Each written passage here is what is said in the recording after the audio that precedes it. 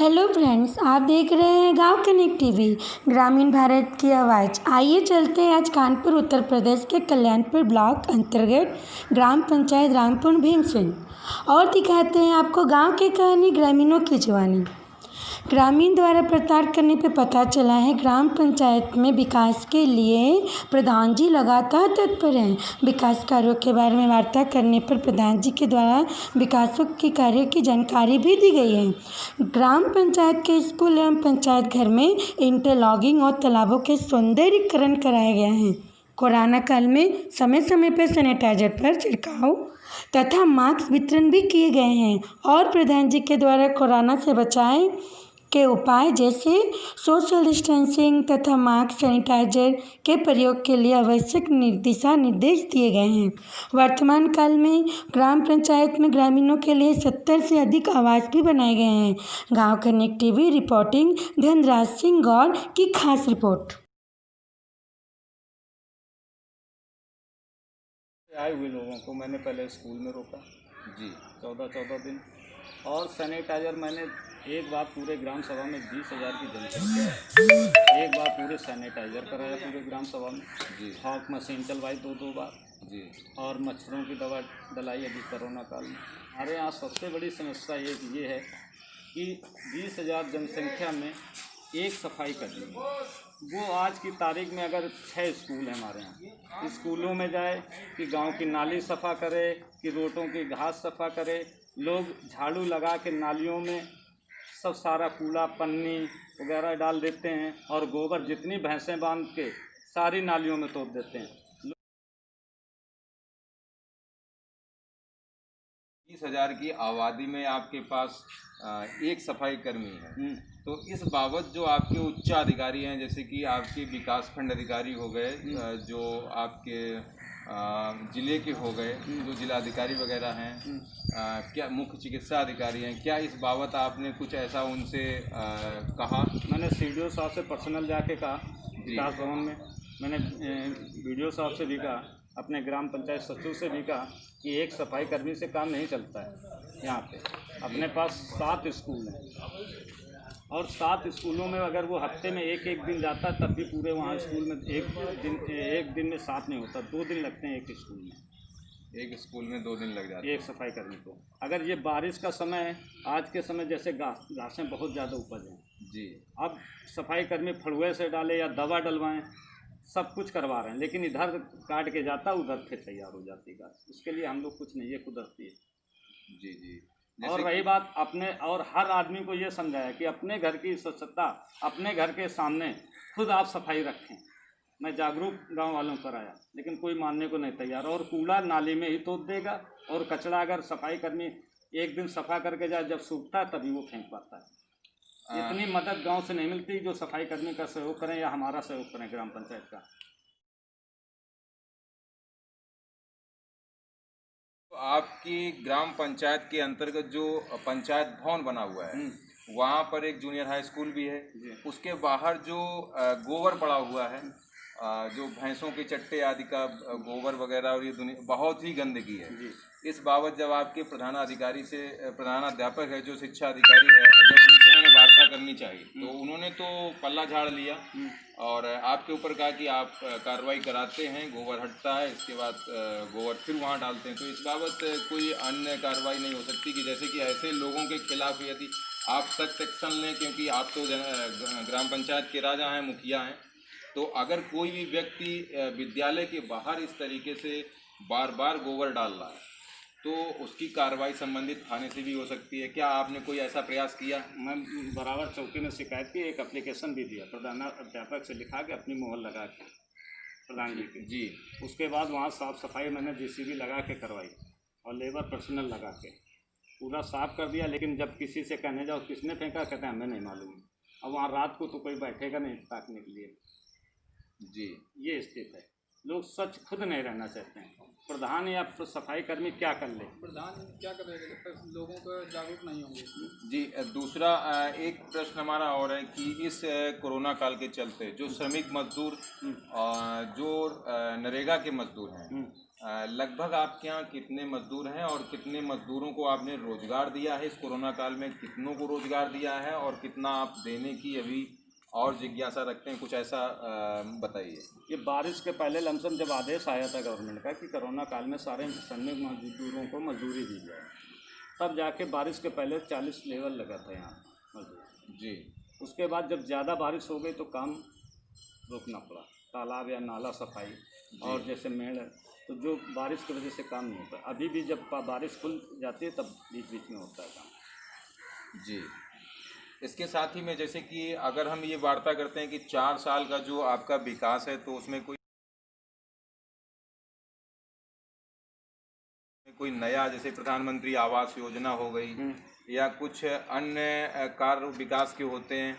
अब जैसे आवास की यदि हम बात करते हैं तो आवास में कितने आवास आपने मुहैया कराए हैं और कितने अभी आपके वेटिंग चल रहे हैं? कुछ ऐसा है कि जैसे कि आवास कई ग्राम पंचायतों में प्रधानों की शिकायत आ रही है कि फंड नहीं मिला हुआ है। आपकी ग्राम पंचायत में क्या है कि उन गरीब वर्ग के लोगों को उनका आवास मिल रहा है या नहीं मिल रहा है? आपके पास ऐसी कौन सी समस्याएं हैं वो आप हमारे इस चैनल के माध्यम से बताएं। भाई जितना कोटे में हमारे आता था उससे ज़्यादा लेके आए हमने। 79 आवास रामपुर भीमसेन ग्राम सभा में बनवाए हैं।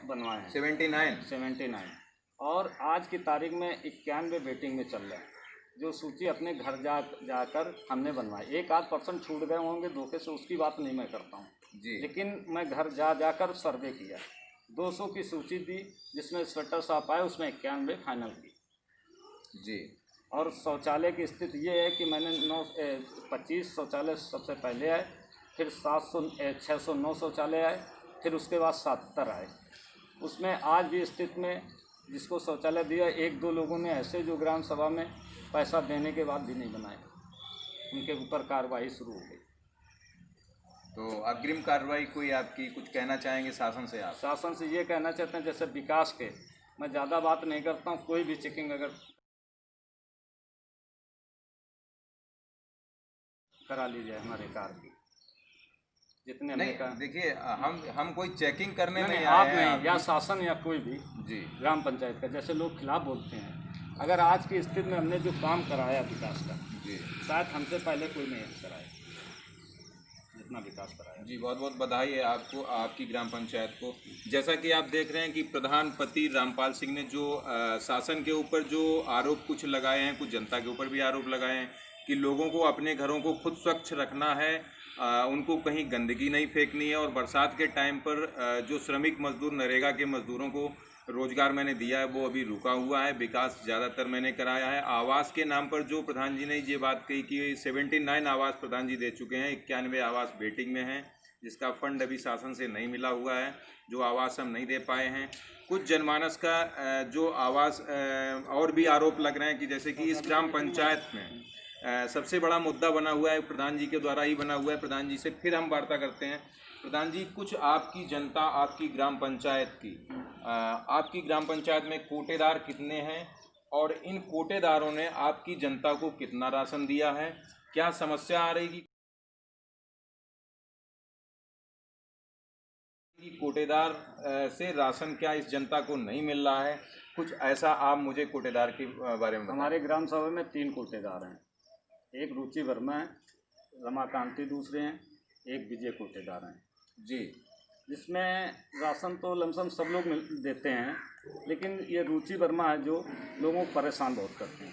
रुचि वर्मा जो कोटेदार हैं ये परेशान करते हैं। हाँ, परेशान। 5-5 किलो काव काट लें, लोगों की समस्याएं, और वो लोग जब हमारे पास आते हैं और पब्लिक सामने नहीं कहने के लिए तैयार होती लगती है उनसे। अगर हम भी कुछ कहते हैं तो कहते हैं जो करना हो कर लो। जैसा कि ये तो हम पहली बार देख रहे हैं कि जब गांव का राजा, गांव का मुखिया जब इस तरीके से बयान देगा कि जो करना हो कर लो, कोटेदार उसको धमकी देता है, और गांव में जो जनमानस कोटेदार के ऊपर, रुचि वर्मा के ऊपर आरोप लगा रहे हैं कि वो राशन नहीं देती हैं और 5-5 किलो राशन काटती हैं। तो इस बाबत जो शासन के अधिकारी बैठे हुए हैं, जैसे जिला खाद्य पूर्ति अधिकारी, तो उन्होंने शायद चूड़ियाँ तो नहीं पहनी होंगी, लेकिन हम इस जगह तो कहेंगे कि जो बयान जनता के आ रहे हैं तो वो तो खुली धमकी रुचि वर्मा हमको भी दे रही हैं कि आपको जो करना हो कर लीजिएगा। और साथ में ही प्रधानपति को भी ये धमकी दी कि आपको जो करना हो कर लीजिएगा। इस बात को शासन किस हद तक देखता है कि अगर राशन सरकार दे रही है तो आखिर इस जनता को राशन क्यों नहीं मिलता है, और 5 किलो कटौती कर लेना यह अच्छी बात नहीं है। जो सप्लाई इंस्पेक्टर है, जो जिला खाद्य पूर्त अधिकारी है, उसको इस संदर्भ में एक्शन लेना चाहिए। हालांकि तो आप इसी ग्राम पंचायत में रहते हैं? ग्राम पंचायत में नहीं रहते हैं, यहाँ पर हम आए हुए हैं। और जैसा मैं देखा प्रधान जी का, अगर हमारे यहाँ घर में कार्यक्रम था तो प्रधान जी से हमने जो भी बातें बोली थी साफ सफाई के लिए, उसके लिए जागरूक हुए और तुरंत एक्शन लिया, तुरंत साफ सफाई कराई। ऐसा प्रधान जी ने कराया? हाँ, तुरंत। खैर, रोडें तो आपके यहाँ दिख रही हैं। पंचायत भवन तो आपका इतना बड़ा है कि यहाँ शादियाँ भी हो सकती हैं। हाँ, शादियाँ हो सकती हैं, जितना शादियाँ होती हैं, शादियाँ होती हैं, शादियाँ होती हैं। यहाँ अगर कोई किसी काम को करना प्रधान जी से शादी देते, सहूलियत प्रधान जी देते हैं, ऐसी बात नहीं है। अगर की कोई कमी है पैसे से, वो भी दे देंगे। पैसा भी देते हैं प्रधान जी? अगर जरूरत पड़े तो पैसे भी देते हैं। देखिए, सबसे बड़ी बात आती है कि प्रधान को इसीलिए कहा जाता है कि ग्राम पंचायत का प्रधान मुखिया होता है, वो राजा होता है। तो अधिकारी को, चाहे वो कोटेदार हो या कोई भी शासन या प्रशासन का अधिकारी हो, सबसे पहले उसे प्रधान से मिलना चाहिए। क्योंकि हम तो गांव से ही आते हैं और गांव से ही राजनीति हमारी शुरू होती है और गांव से ही मुद्दे बनते हैं। हमको गांव को कितना आगे बढ़ाना है, हमारी शिक्षा जो है आज गांव पे ही निर्भर है कि हम कितना आगे बढ़ सकते हैं। जब हमारे गांव खुशहाल होंगे, जब हम खुशहाल होंगे। साथ में अभी हमारे साथ मौजूद हैं कुछ आंगनवाड़ी की कार्यकर्त्री और कुछ आशा की महिलाएँ भी हैं। हम इनसे भी कुछ वार्ता कराते हैं कि इनकी आखिर क्या समस्या है। ये लोग यहाँ पर डटी हुई हैं, जैसे कि बॉर्डर पर आर्मी के जवान रहते हैं, उस तरीके से आज ही मीडिया को देखकर यहाँ पर डटी हुई हैं। आइए इनसे भी देखते हैं कि इनकी क्या समस्याएं हैं। चलिए मैडम, आपका क्या नाम है? शशि है। तो क्या समस्या है आपकी? तो फिर भी आप तो मतलब जब से हम आए हैं देख रहे हैं, करीब आधा घंटा हो गया हमको आए, आप बराबर आई हैं। बड़ा हम बधाई देते हैं आपको कि इस कोरोना काल में आप यहाँ तक आई। और क्या कहना चाहेंगी हमारे चैनल के माध्यम से प्रधान जी को या यहाँ की जनता को? अच्छे हैं प्रधान जी आपके? मतलब ऐसा क्या है प्रधान जी ने कर दिया कि आपका गांव पूरा प्रधान जी की तारीफ कर रहा है? ज़्यादा पैसा देते हैं क्या प्रधान जी? अच्छा, ऐसा नहीं है। चलिए, आपका क्या नाम है? मेरा नाम विजय लक्ष्मी है। मैं रामपुर भीमसेन की आशा बहू हूँ। मैं आशा बहू का कार्य करती हूँ जी। हाँ, और मेरी ये शिकायत है कि मेरी जो BCPM सुरुचि मैडम है जी, और ये आशा संगिनी जयश्री, ये हमारे हर कार्य में पैसा मांगती हैं। मांग के पैसा और सुरुचि मैडम को देती हैं। सुरुचि मैडम, इनका सुरुचि मैडम क्या है ये फिर बताइएगा एक बार। BCPM। तो ये आपसे किस बात का पैसा मांगती हैं? घूस मांगती हैं क्या? घूस मांगते हैं। 2000 महीने में मिलता है, उसका भी 250 दो।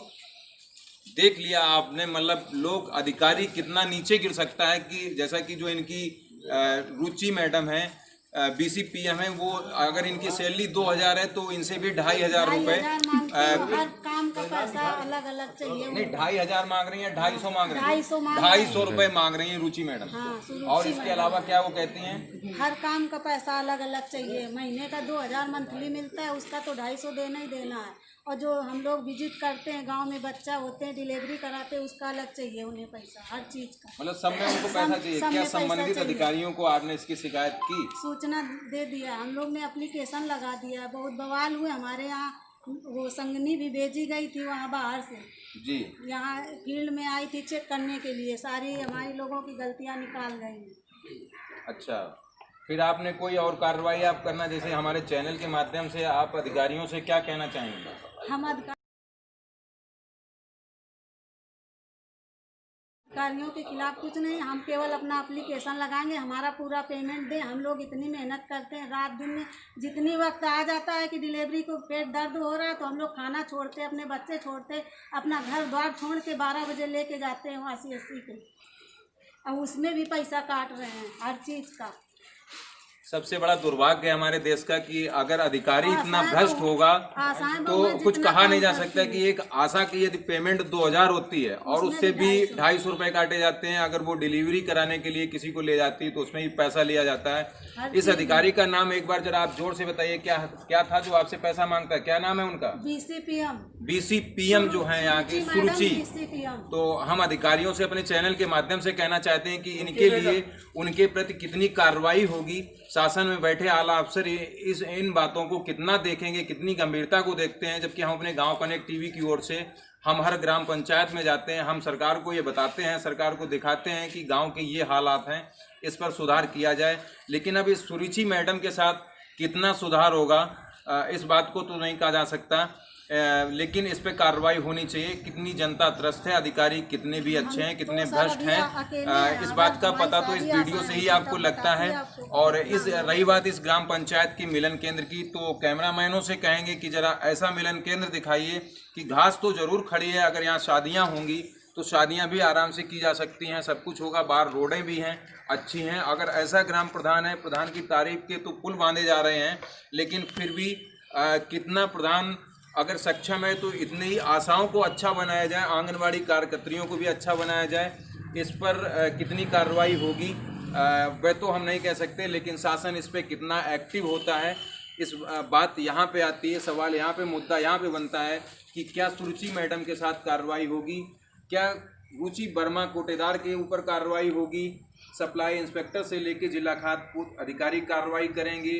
इस बात की पुष्टि तो हमने नहीं की, लेकिन हाँ, हम कार्रवाई की बात कर रहे हैं अपने चैनल के माध्यम से कि अधिकारी कितना एक्टिव है। शायद उनको अपनी आंखों की बंधी हुई पट्टियों को खोल लेना चाहिए और गांव की जनता को खुशहाल देखने का प्रयास करें। YMS News 24 के साथ अरविंद सिंह यादव, मंडल ब्यूरो की खास पेशकश।